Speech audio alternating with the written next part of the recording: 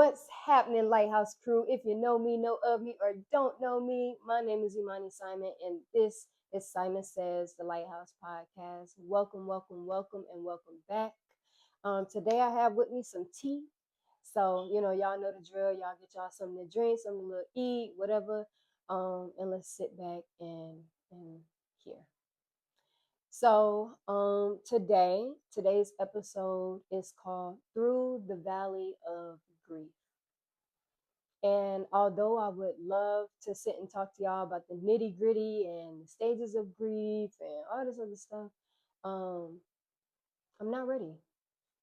Like just being real with myself and being real with y'all, I'm not ready to talk about that in particular or focus on that. So, what I want to bring to y'all is grief as a whole, because a lot of times we're walking around with emotions that we don't understand, and it's really just grief. We can grieve a relationship, and we can grieve a career, a job, a place, a thing, past relationships and friendships, obviously someone we loved and lost. And so thinking about this, in psychology we learned that grief is just a natural physical, emotional, and psychological reaction to a significant loss. And so once again, that puts that on, it puts grief on a level playing field, saying that you can experience grief in multiple different ways. And so today I want to talk about some of the things I've learned over the years through grief.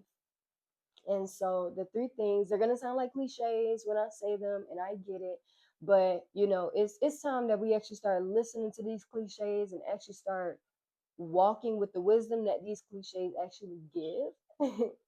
So, one, it's okay to not be okay. Two, listen to your body. And three, be present because it is a gift. So, just from the angle of being a Black woman, even though I know my viewers are not just Black women or women in general or Black people, I know it's a mix of everybody, but from the angle of a Black woman, we are almost taught from a young age to be okay. Like, and men too. We're just taught to be okay. You get home from a long day at work and you still have to, make sure you deal with the kids, you cater to your husband or your wife or all these other things, and you don't spend the time to be okay or to not be okay. And what I've learned over the years, and this is something that I keep learning over the years, is just when you're telling yourself that you're okay when you're not okay, you're really telling yourself that you don't deserve to feel the feelings that you feel. And that is very hurtful to yourself. Very hurtful to yourself, because you need to understand that you do deserve to feel. Whether you categorize those emotions as negative or positive, you still deserve to feel. That is why we chose to be human. That is why we chose this experience, is because we have the capability to feel. And so without that, I thought that's why we're seeing everything we're seeing in the world, is because we are not feeling. We're not feeling anymore. We sit around and we lie to other people. Why? Because we sit and we lie to ourselves. We look in the mirror and we're like, yeah, you're okay. Keep going. So you look at yourself and lie to yourself in the mirror, and then you go out into the world and you lie to other people. You lie at your job, you lie in your home, and all of these other things, and you really just living a lie. Because what's really happening is you're really just taking those emotions and storing them. Our emotions and our feelings are to be experienced, which means that we should feel and release. It's a constant process. Feel and release, feel and release, feel and release. That's why people, that have, I don't even want to use the word overcome grief, because I don't even think that's something that you can really overcome, because it's really not linear. You can't just go through 5 stages and then after acceptance you're like, wow, everything's okay. Nope, you might be angry again. You might go back and cry again. Like you may go through another. Like it's just not linear because it all of those are emotions that are supposed to be experienced. So when you're listening to somebody who has been in grief or been through grief and different things like that, they tell you, walking outside or go working out and, anything that can help grief and emotions move through the body. And so I guess this would be a nice segue to talk about number two, which is talking about listening to your body. When listening to your body, we're not actually listening to our bodies. Like, you'd be like, oh, well, I'm tired. Let me take a nap. Okay, that's cool. Oh, my stomach grumbling. Let me eat. But I mean, actually being in tune with yourself. Like, excuse me, even in the minute things and saying, like, okay, you are craving fruit. Your body is telling you, I need fruit, I need a certain type of nourishment. And instead of going to Publix or Kroger to actually go and get some fresh fruit, you go to Chick-fil-A for a strawberry milkshake. And that might have helped your sweet tooth for like 2.5 seconds, but you failed the mission at nourishing your body, if that makes sense, because your body needed that fruit. And instead of you going to get fresh fruit, you went and got something artificial. And so that's what I mean by like just being in tune with our bodies and listening to what our bodies need, because it really will tell us. And so I guess I'll tell a little story. So y'all know I played college basketball, and my senior year of high school, I got hurt. So, and I was out for the rest of the season. And when I fell like my ankle went three different ways. So I sprained my Achilles and I pretty much tore like every ligament and tendon in my ankle. And when I went to the doctors and stuff, they were like, oh, well, you already signed to play. So, we should just take the rehab route. Surgery could be much longer. And so I did that. And I played on it for 2 years. And mind you, this is a choice. This is a choice that I made, not listening to my body. I played on it for 2 years. And when I say played on it for 2 years, I mean, in order for me to even practice, I had to have my ankle wrapped. So my trainer learned a special way to wrap my ankle because I couldn't just take the regular wrap. So I had a special ankle wrap plus an ankle brace plus high top shoes just to get through practice. And because I wasn't listening to myself, nobody around me did either. So the doctors didn't listen to me. And I mean, of course, I guess as a black woman, it was bound to happen that them folk was gonna not listen to me. But I feel like had I been really listening to myself, I could have really defended my vessel the way that I needed to. But I just let them tell me that I had nerve damage and I was taking all these medications and nothing was helping. My ankle was swelling and turning purple. I was on crutches after the season, and just because I gave everything I had on the court that season, to where when it was time for me to just walk around and I couldn't. I had to be in a walking boot just to get around because I didn't have anything left. You know what I mean? And after my sophomore season, I had surgery on my ankle, and they was like, I don't even know how you are walking right now. Like, there's tendons and ligaments that are not even showing up on your MRI. Like, they're missing. We have to go and find them. And so I had a very long self-reflection time. And I honestly did not fully learn my lesson. Hence why I had two surgeries, because I wanted to hop back into it. I wanted to quickly hoop again and get back to who I felt I was. And God set me down again. And I had another reconstruction surgery on my knee. And so I say all of that to say we must listen to our bodies, because when you really do research and what I research and different things like that, you understand that the body and the self are two different things. The body and the self are two different things. The body, or the vessel that is here, and the self that makes us who we are two different things. And when we listen to our bodies, we give ourselves a safe place to be. But when we don't listen to our bodies, it becomes a toxic environment for ourselves. And that's when we start to see all of the internal conflicts. Oh, I'm tired, but I gotta work. Oh, I'm feeling this way, but I don't. And my mind and my heart is in two different places. All this stuff, all because you're not listening to your body. You're not listening to your vessel. You're not listening to the temple. You know what I'm saying? Because yourself lives here, but God lives here too. And so we have to take care of our bodies. And so that goes right back into um, understanding that we do deserve to experience the feelings that we feel. We deserve to allow ourselves to feel and to release, feel and release. And, talking about the body, we have so many women walking around with autoimmune disorders and diseases, not because they just don't care about themselves, but because we quite literally trained our women to not feel. So it's showing up later, and it's manifesting itself in a different way.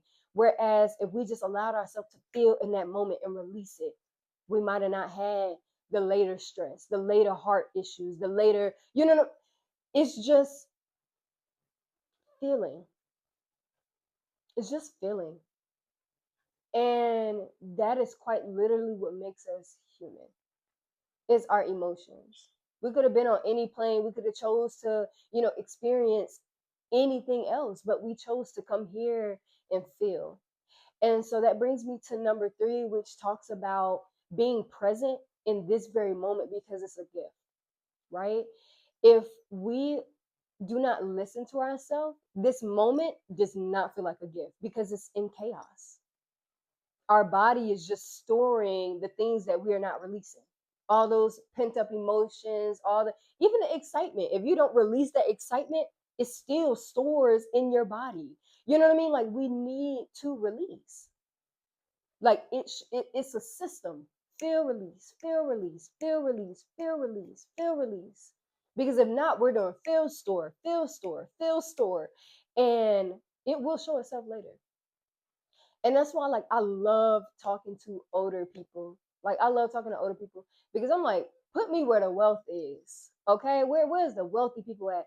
And when you understand that the wealthiest people in the room are the people who lived life, is not who got the most money, not who got the coolest shoes on. It's the person who has lived life, the person who can give you wisdom, because wisdom is wealth.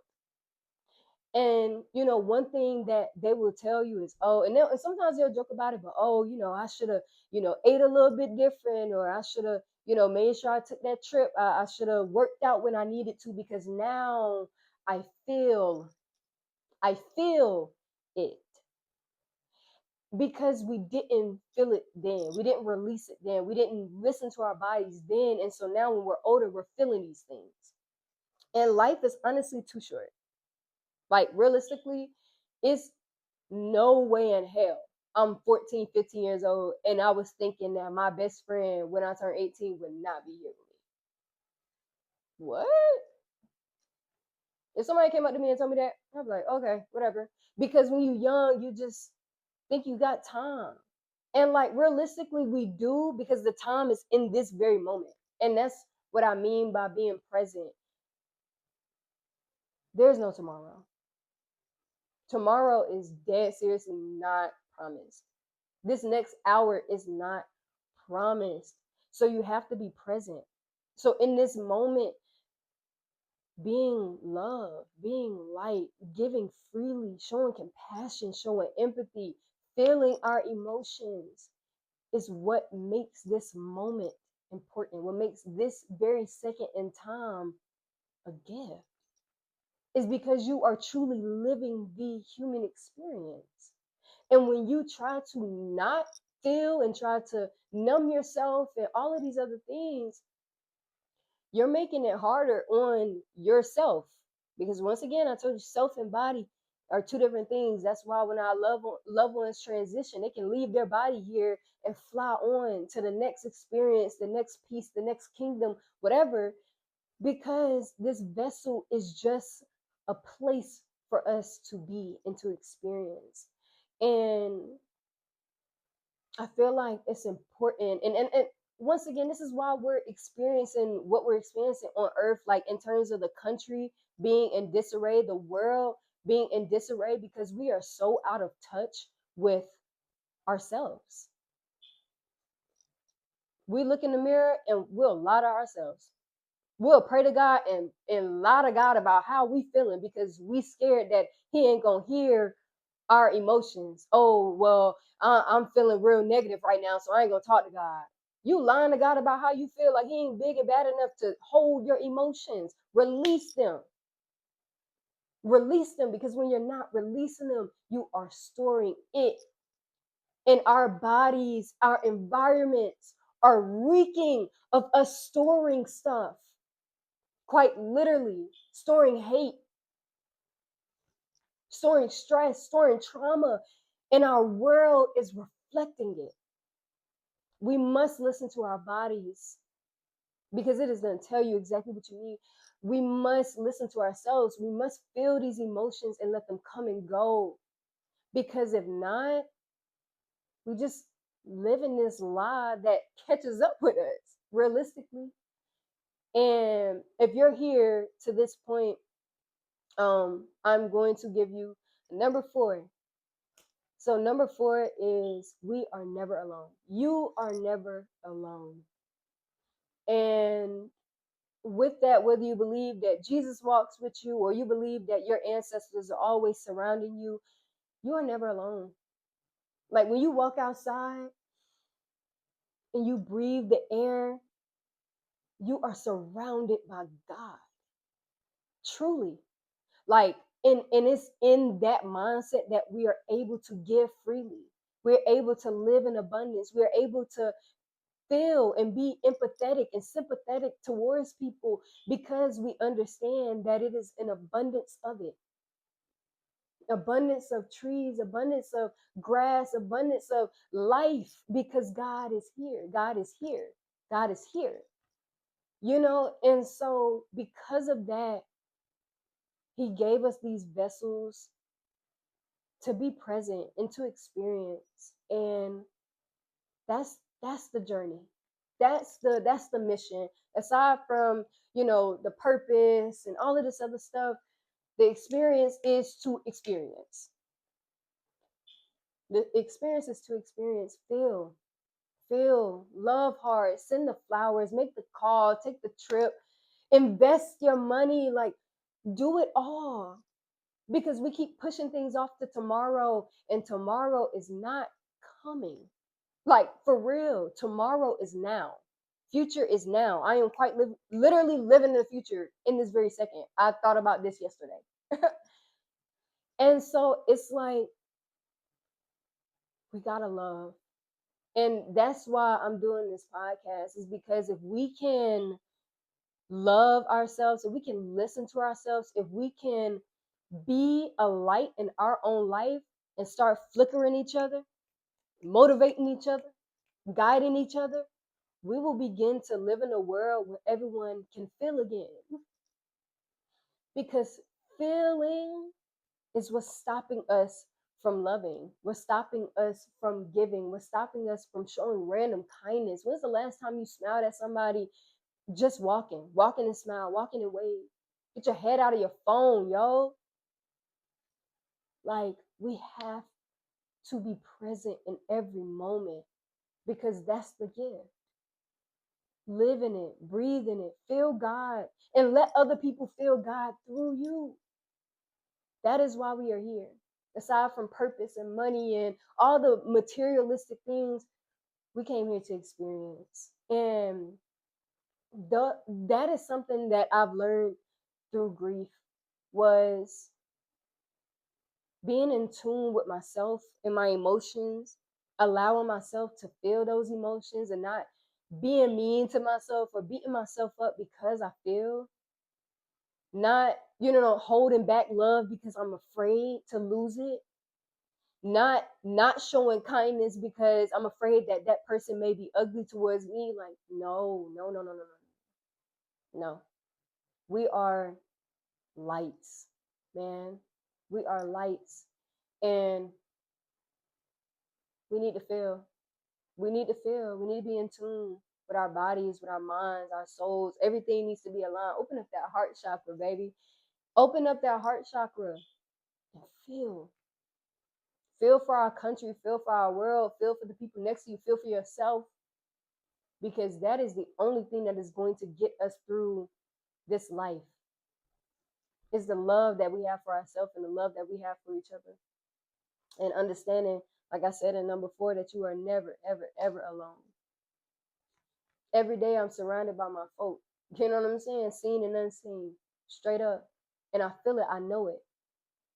And I walk like it because I know, like, I'm human, man. I'm living this experience and I'm enjoying it. So if I don't wake up tomorrow, I know that I'm leaving something here and that I've experienced something that I can't get on another plane because I gave love freely. I gave kindness freely. I opened my heart to the wonders of the universe. And felt, I felt grief. I feel grief, Lord knows. But I also felt joy, felt laughter, felt family, felt love and hugs and sadness. But it's the experience. And so I urge all of you to stop lying to yourself. If you're not okay, it is okay. Listen to your body. What is your body telling you to do? Do you need to rest? Do you need to eat? Do you need to go outside? Do you need to be around people, be around community? Listen to you. Because when it's too late, it's too late. And we can't get the time back. So be present in every moment. Love in every moment. And so I'll leave that with y'all today. I love y'all. I love y'all. I love y'all. Keep being a light. But once again, it starts from within. It starts from within. All right, Lighthouse crew. Until next time, we out.